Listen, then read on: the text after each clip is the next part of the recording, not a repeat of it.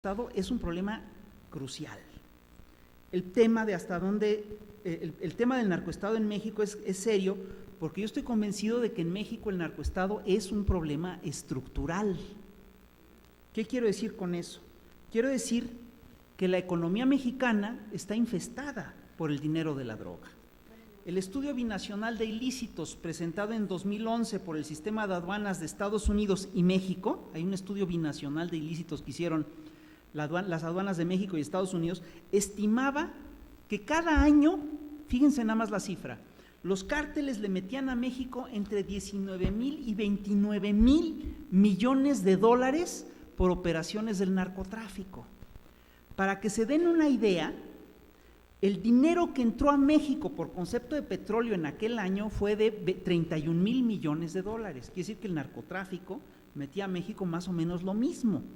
Pero este dato está rebasado por un dato que da una agencia de seguridad europea, que es la agencia Kroll, que es una agencia muy seria, que estimaba que el dinero que ingresaba a México por el narcotráfico en realidad oscilaba entre los 25,000 y los 40,000 millones de dólares.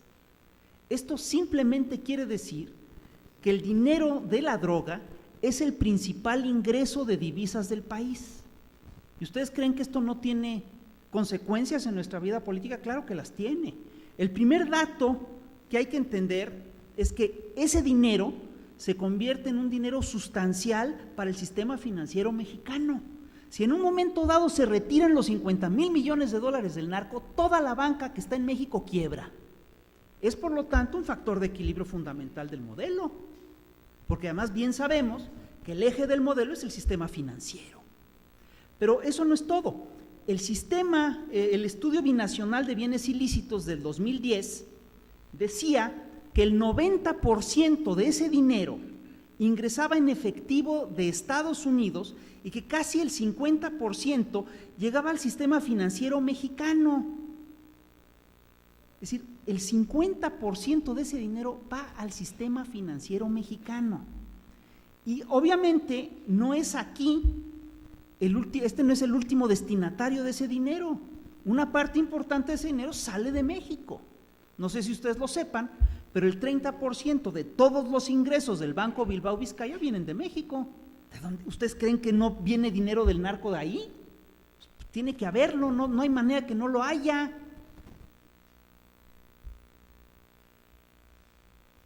Entonces, esto tiene implicaciones.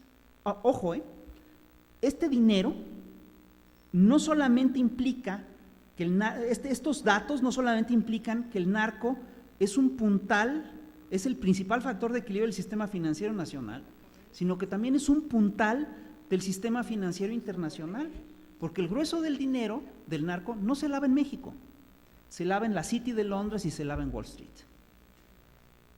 Y esto implica que México tiene una narcoeconomía. Y esto, por supuesto, implica que una narcoeconomía solo puede sobrevivir gracias a un narcoestado. Y eso es lo que estamos enfrentando. Ahora bien, es innegable que el narcoestado está muy extendido a nivel territorial. En regiones enteras de los estados de Sinaloa, Chihuahua, Michoacán, Guerrero, Tamaulipas, Veracruz y Oaxaca, quien manda son los cárteles de la droga. Ellos imponen funcionarios, jefes policíacos y ellos negocian con los gobernadores y a veces temo que pueden decidir quién es el gobernador. Eso no lo puedo afirmar, pero es decir, hay muchos datos que nos obligan a pensar que así funciona este sistema. Y es curioso porque no importa de qué partido provengan los políticos, la autoridad es el crimen organizado.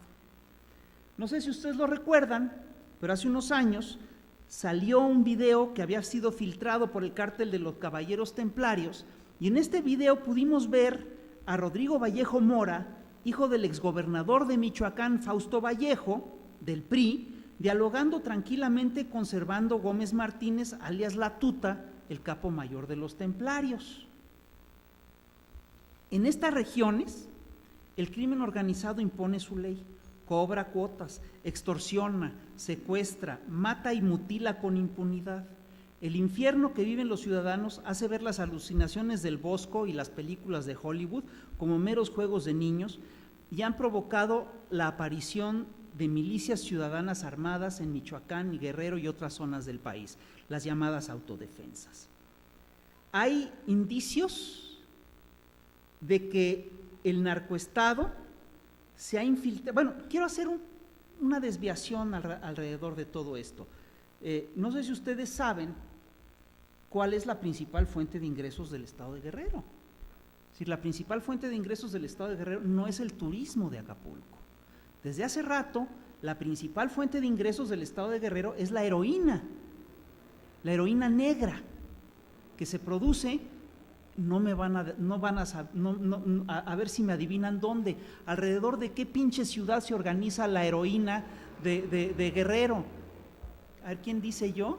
Es alrededor de la ciudad de Iguala. Iguala es el centro económico de la zona que produce heroína en Guerrero. ¿Ustedes creen que es una casualidad que se haya dado la desaparición de los 43 muchachos en la ciudad de Iguala? Yo creo que no. Puede que no sea yo un buen detective, pero ellos son más tontos que yo. Es decir, lo que es cierto es que hay indicios de que el narcoestado se ha infiltrado en la clase política a niveles muy altos y que todos los partidos están contagiados, sobre todo los más importantes, el PRI, PAN y PRD. Yo estoy convencido de que el narco no puede operar sin la cooperación de políticos y funcionarios de todo nivel, y las elecciones mexicanas son particularmente caras, y el gran elector en esas elecciones pues, termina siendo el dinero. Y las campañas, por supuesto, y esto está muy documentado, son un medio común y muy eficaz para lavar capital, para lavar dinero del narco. La alta clase política es sospechosa de complicidad y solo algunos casos aislados se escapan a las sospechas. Pero vamos para arriba, vamos a revisar el caso de Enrique Peña Nieto, del PRI. Yo creo que es un caso bien inquietante. Por supuesto que no hay pruebas directas que nos permitan vincular a Peña Nieto con el crimen organizado, pero es público y notorio que una de las que durante su campaña electoral, que por cierto fue la más cara de la historia de México, si no es que de América Latina, Peña Nieto gastó millones de dólares. Fue notorio que además compró votos y fue notorio que gastó dinero a manos llenas. Una comisión legislativa, en noviembre del 14, documentó que el PRI habría gastado más de 4,500 millones de pesos, 13 veces el tope permitido por la ley. Yo creo que es una cifra muy conservadora. Yo hice cuentas, claro, a partir de cosas que salieron en la prensa y a partir de estimados de cuánto habían gastado en el voto y tal, y lo que yo concluí es que había gastado cerca de 5,000 o 4,500 millones de dólares. Es decir, el problema que esto plantea pues es un problema realmente muy serio. El problema es que el grueso de ese dinero tiene un origen oscuro y en un país cuya economía está infiltrada por el narco, esto tiene implicaciones muy graves. Otro dato que nos obliga a pensar que el problema es muy serio es la reciente detención de Moreira en España, acusado de lavado de dinero. No hay que olvidar que el jefe de campaña de Enrique Peña Nieto se llamaba precisamente Moreira, era Moreira, y fue acusado por la Fiscalía Española de lavar dinero de los Zetas, ni más ni menos.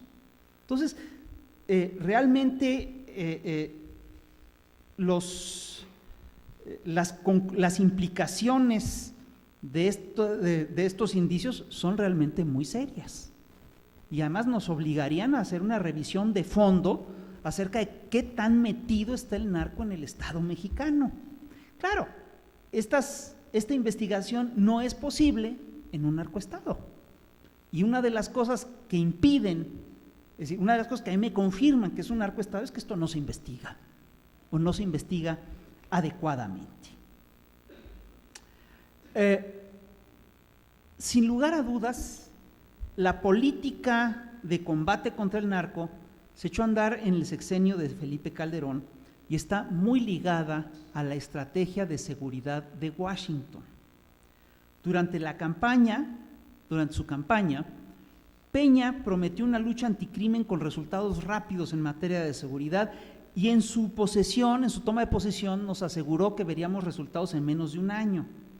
Muchos votantes esperaban que el PRI aplicaría una política de seguridad más eficaz que la de su antecesor, pero es claro que el plan de seguridad de Peña era el mismo del de Calderón, es decir, es el mismo de Washington. Siguió exactamente las mismas pausas y pues los resultados siguen siendo los mismos y la matanza ha continuado de manera constante. Según el Sistema Nacional de Seguridad Pública, en los primeros 20 meses del gobierno peñista se registraron, y óiganlo bien, 57,899 averiguaciones previas por homicidio doloso y culposo. Muchas, todas ellas vinculadas al crimen organizado. Y ahora bien, es claro que la violencia del crimen organizado pone en un segundo plano la violencia del Estado, pero es claro también que la violencia del Estado no es nada despreciable. El Estado también ha hecho su tarea en aquello de aterrorizar y reprimir a la población. El gobierno de Peña se la ha pasado diciendo que lo de Ayotzinapa es un caso aislado y todavía ayer nos pide que Iguala no quede marcado por el suceso. Sin embargo, tenemos muchas razones para pensar que no se trata de un caso aislado. Y si nosotros empezamos a revisar, digamos, la política represiva de este gobierno, vamos a ver que es una política bastante sistemática. En los primeros años de gobierno de Peña, las cárceles mexicanas se llenaron de gente cuyo único delito había sido luchar por sus derechos, sus tierras, su patrimonio y por defender a su familia del crimen organizado. Esos son los delitos por los que metieron a la cárcel a Mireles, a Nestora y demás. En agosto de 2014, el Comité Nestora Libre denunció que en este sexenio habían sido apresados, en 2014, 350 presos políticos. Estamos hablando de una política de represión absolutamente sistemática. Tan solo en Puebla, las gentes que han sido procesadas por cuestiones políticas rebasan los 130, si mal no recuerdo la cifra. Y tenemos que hay mucha gente que ha sido encarcelada por defender el agua, por defender la tierra, en fin.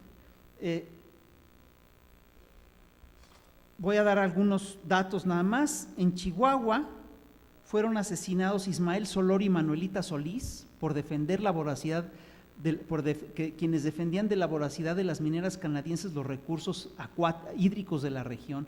En Sinaloa fue asesinado Atiliano Román, dirigente de los desplazados por la presa de Picacho. En Sonora fue asesinado Nepomuceno Moreno, miembro del Movimiento por la Paz con Justicia y Dignidad. Es decir, todo esto es para decirles que en este sexenio las fuerzas del orden han utilizado de manera regular las prácticas típicas de la guerra sucia.